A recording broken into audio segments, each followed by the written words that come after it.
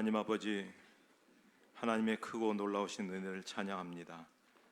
저희들로 하여금 오늘도 예배할 수 있는 자로 삼아주시고 이 시간 또한 찬양대와 함께 같이 찬양 올렸사오니 하나님께서 위로부터 부어주시는 귀한 은혜가 우리 가운데 가득 넘치게 주실 줄 믿습니다. 말씀이 우리의 길이 되게 하시고, 말씀이 우리 삶의 능력이 되게 하시고, 말씀이 우리의 치료가 되게 하시고, 말씀이 우리의 변화가 되어줄 수 있도록 인도해 주시옵소서. 예수님 이름으로 기도하옵나이다. 아멘.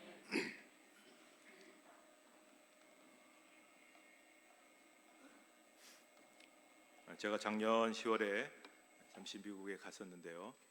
그때 공항에서 제가 좀 실족을 해서 넘어질 뻔했습니다. 그러자 아주 마음씨 좋아 보이는 미국 할머니가 저에게 달려오시더니 그렇게 물었습니다. Are you okay? 그래서 제가 I'm okay 그렇게 했습니다. 아주 짧은 대화였지만 가만히 생각해 봤습니다. 우리가 긴 말을 통해 서로 위로가 되는 것이 아니다 하는 것을 알았습니다. 짧은 말이라도 진심이 담겨진 말이라면 그것이 위로가 된다, 그렇게 볼 수 있습니다. 그래서 이 시간 우리 한번 수준 높은 영어 한번 쓰도록 하겠습니다. 옆에 있는 분들에게 Are you okay? 그러면 I'm okay.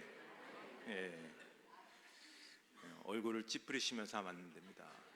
낙하산하고 얼굴은 펴야 산다고 했습니다. 그러면 의미에서 다시 한번 얼굴을 환히 펴시고 다시 한번 혀를 좀 더 굴리면서 Are you okay? 한번 하시겠습니다. I'm okay. 오늘도 하나님께서 이 자리에 나온 여러분들에게 물으실 겁니다. Are you okay? 하나님의 은혜로 잘 살고 있습니다. I'm okay. 가만히 생각해 보면 올 한 해도 우리가 잘 살 수 있는 비결이 여기에 있지 않나, 그렇게 생각합니다. 이스라엘 북왕국에서 가장 잘못되고 폐역한 왕은 아합 왕이었습니다. 아내를 잘못 들였죠. 그래서 우상을 섬기는 이방 여인 이세벨이라는 여인을 아내로 맞아들이고 그 여인의 말 따라서 온 세상을, 나라를 다 우상으로 바꿔놓았습니다. 하나님께서 그 아합 왕의 그 잘못되고 폐역한 짓을 모르시겠습니까? 우상 섬기는 것도 그렇고 우상 섬기는 사람들이 꼭 여러 가지 아주 나쁜 짓을 많이 행하는 것을 보게 됩니다. 그래서 하나님께서 엘리야 선지자를 보내셔서 아합에게 이렇게 경고를 하십니다. 너 지금 폐역하게 살지, 너 인생 비참하게 끝날 거야. 자, 아합은 하나님을 믿는 사람입니다. 그래도 하나님 믿는 사람이기 때문에 돌아서야 됩니다. 근데 처음에는 돌아서는 척하다가 다시 그 잘못된 길을 그대로 계속 이어갑니다. 자, 그러던 가운데 이 아합 왕이 길랏 라못이라는 곳에서 아람 왕과 전쟁이 이제 벌어지게 되었습니다. 자, 아람 왕이, 적군 왕인 아람 왕이 자기의 아주 특공대 32명 장군들에게 특별 명령을 내립니다. 너희들은 다른 거 하지 마라. 저 상대방의 왕인 아합 왕만 죽여라. 자, 그 첩보를 아합이 들었습니다. 그래서 전투가 되자 그는 자기 왕의 병거에서 왕의 휘장을 띄었습니다. 그리고 투구도 왕의 투구가 아니라 일반 병사의 투구를 썼습니다. 그리고 전장으로 이제 뛰어들었는데요. 물론 그가 살기 위해서도 그렇겠지만은 자신했던 게 있었습니다. 왜냐하면 그는 왕의 갑옷을 입고 있었기 때문에 어디서든지 그는 살아남을 수 있다고 생각했습니다. 자, 갑옷 여러분 보시다시피 좀 더 발전된 갑옷이지만 어쨌든 적군의 공격으로부터 보호하기 위해서 만든 군인이 입는 옷입니다. 그러나 모든 군인들이 다 똑같은 갑옷을 입지는 않습니다. 계급에 따라서 갑옷이 좀 달라집니다. 그래서 계급이 높으면 높을수록 갑옷의 재질이라든지 어떤 그 공법이 더 견고해지죠. 그러니까 어떤 나라에서든 한 나라에서 가장 견고하고 강한 갑옷은 왕이 입는 갑옷입니다. 왕이 입는 갑옷은 그 나라 최고의 장인이 만들어내는 것이죠. 만들어내는 것은 끝나지 않습니다. 왕이 입는 갑옷을 만들어낸 장인은 갑옷을 다 입은 뒤에 왕이 보는 앞에서 시연을 해야 됩니다. 창으로 찔러보기도 하고 칼로 찔러보기도 하고 화살로 쏘아보기도 합니다. 그때 만약에 그가 만든 갑옷이 창이나 활이나 검에 뚫리면 그 사람이 죽는 겁니다. 생명을 걸고 만드는 거죠. 아합 왕이 그런 갑옷을 입었기 때문에 전쟁터에 적진 깊숙이 일반 병사처럼 그렇게 변장해서 들어간 겁니다. 자, 그렇습니다. 갑옷을 의지하고 이제 이것이 나를 지켜줄 것이다 생각하고 전쟁터에 들어갔는데, 오늘 본문에 아주 우리에게 굉장히 도전을 주는 말씀이 있습니다. 한 사람이 무심코 활을 당겨 이스라엘 왕의 갑옷 솔기를 마친지라. 그래서 그림에 보시면 저기에 맞췄습니다. 자, 한 사람은 32명 장군 중에 한 사람이 아닙니다. 그냥 아람 군대의 사병입니다. 무명의 사병이 자, 어떻게 했습니까? 무심코 활을 당겼다. 무심코라는 것은 마구잡이로 당겼다는 것입니다.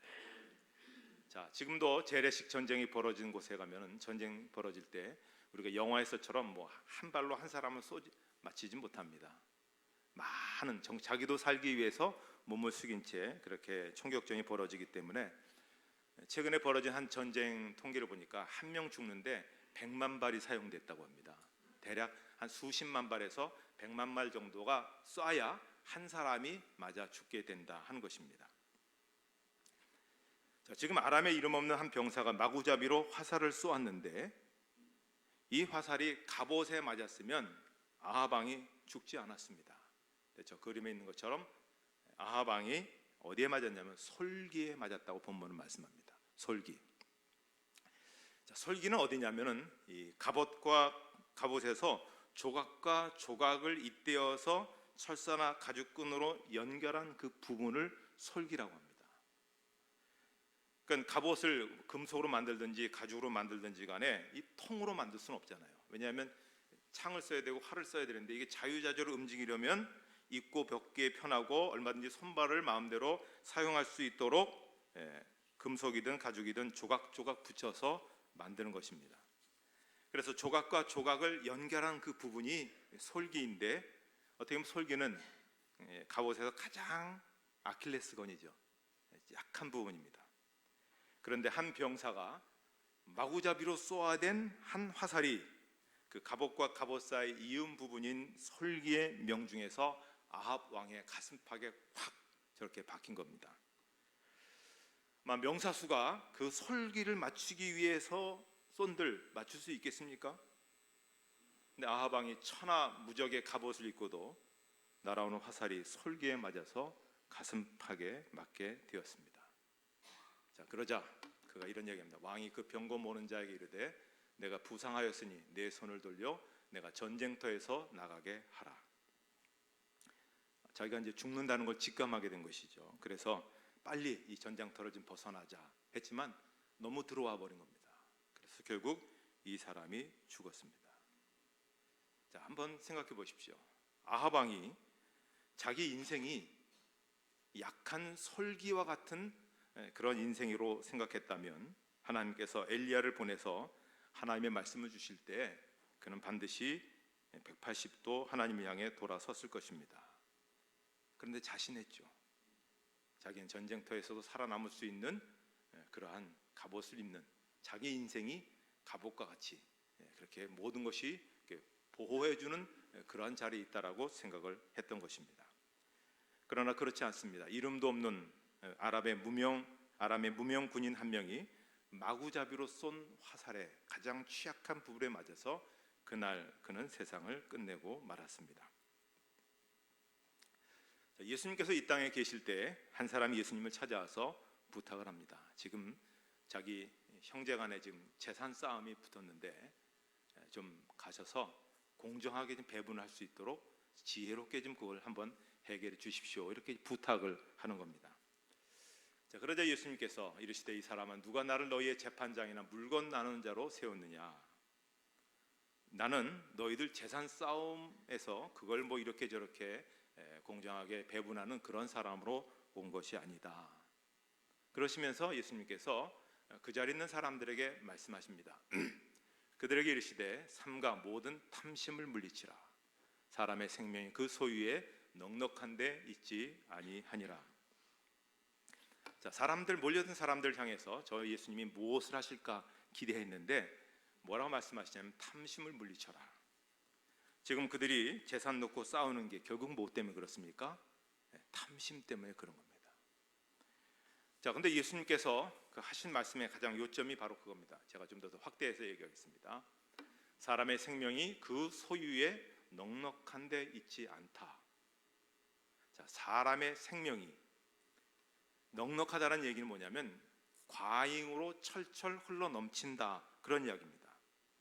그러니까 예수님이 말씀하시는 건 뭐냐면 인간의 생명이 그 소유가 철철 흘러 넘친다 한들 그 생명을 보존하고 강해지고 안전해지는 게 아니다라고 하는 것입니다. 30-40년 전만 해도 형제들 간에 부모의 유산을 놓고 싸우게 되면 행여라도 좀 남에게 부끄러움이 될까 봐 쉬쉬했습니다. 요즘은 대놓고 싸웁니다. 명절 때 또 대놓고 또 지분을 서로 그렇게 가지려고 하지 않습니까? 자, 그런데 이 말씀 한번 잘 생각해 보십시오. 아버지의 유산을 놓고 형제들이 철천지 원수가 되어 싸우는 그 사람들 보면 먹을 것이 없어서 싸우는 사람들이 아닙니다. 정말 먹을 것이 없어서 생존에 직면한 그 형제들은 그렇지 않습니다. 오손도손 살아가려고 합니다.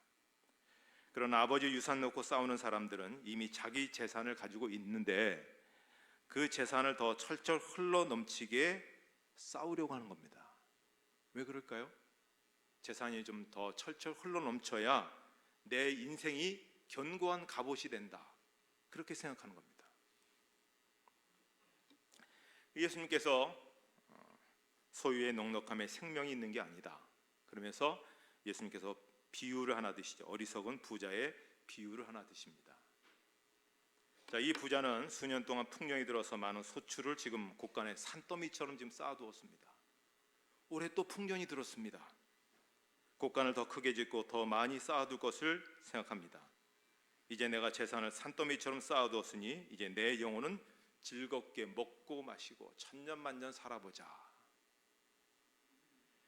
자기의 재산이 자기 인생의 갑옷이라고 생각했습니다.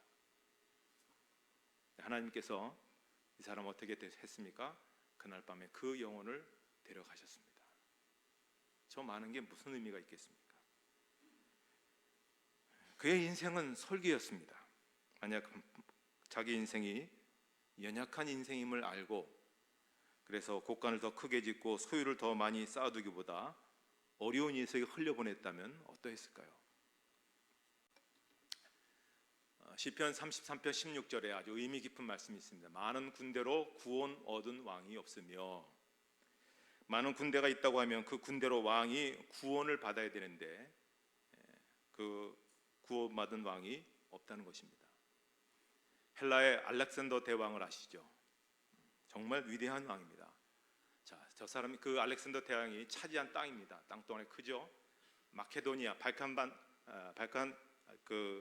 발칸반도에 있는 마케도니아 조그만 나라에서 시작해서 그 다음에 지중해를 다 석권하고 중동을 석권하고 저 인도까지 그렇게 땅을 차지한 대단한 왕입니다. 천하무적이죠.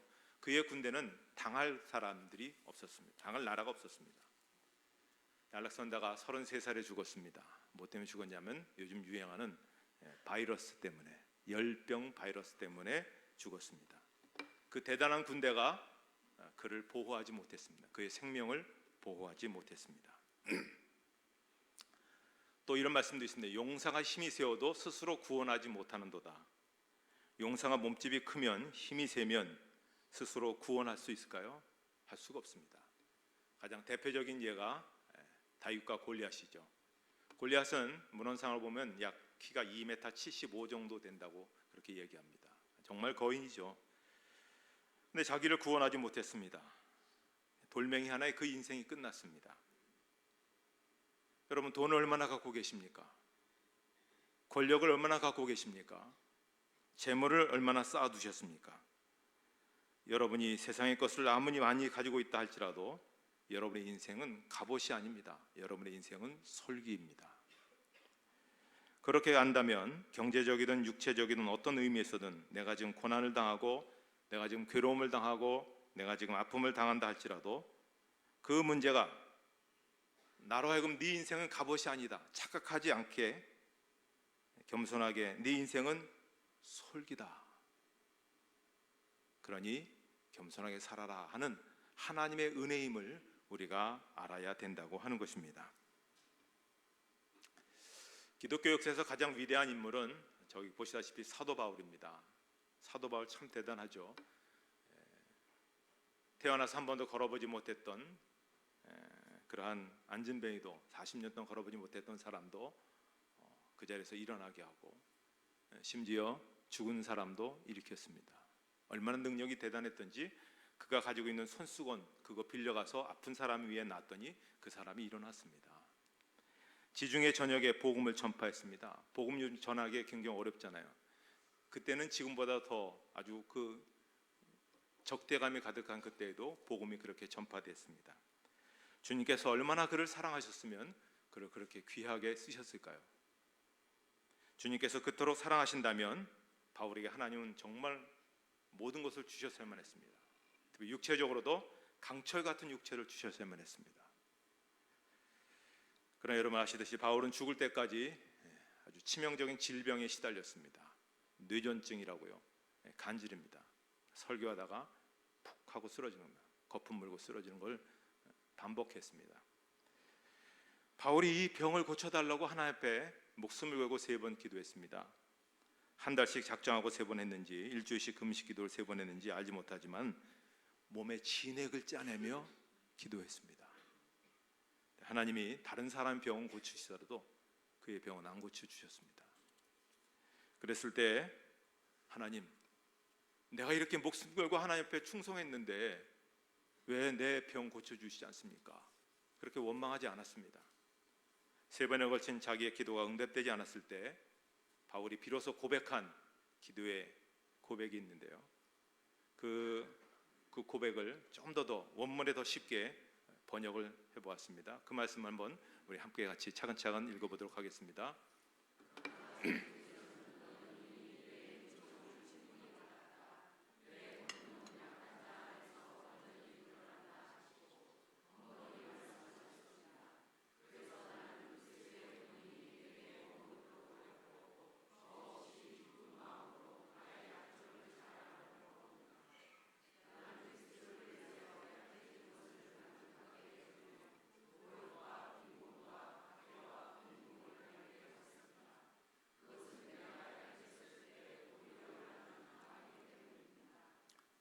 바울은 일평생 지병을 갖고 살았습니다.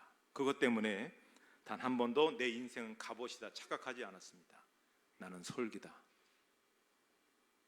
그래서 매일매일 그 연약함 때문에 늘 넘어지고 깨질 수밖에 없고 다른 어떤 것 능력 발휘할 수 없는 자신임을 알기에 하나님 앞에 겸손하게 도우심을 구하면서 살아가게 되었습니다. 그때 하나님이 바울 속에서 강하게 그를 들어서 역사해 주신 것입니다. 내가 약할 때 나는 가장 강했다.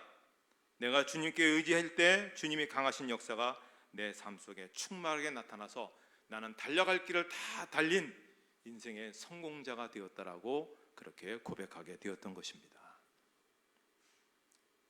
지금 어떤 문제 때문에 괴로워하고 계십니까? 그 문제가 해결될 기미가 보이지 않습니까? 먼저 감사하시기 바랍니다. 그 문제 때문에, 그 아픔 때문에, 그 고통 때문에 여러분들은 아하방처럼 자기 인생을 갑옷이라고 착각하다가 어이없이 망하지 않게 되는 겁니다. 오히려 사도 바울처럼 나는 솔기 인생이다. 자기 정체성을 깨닫고 매일 매 순간마다 매 사건마다 주님의 도우심을 의지하고 주님을 붙잡았기 때문에 힘있게 살아갈 수 있게 되는 것입니다. 육체가 약하다고요? 여러분 상황이 어렵다고요? 그러나 그때마다 주님의 큰 능력을 날마다 의지해 보십시오. 주님께서 여러분을 통해서 나타내시는 선한 뜻을 이루어 갈 수 있을 것입니다. 그렇게 한 해를 살아가시기를 주님의 이름으로 축복합니다. 하나님 아버지 은혜를 감사합니다.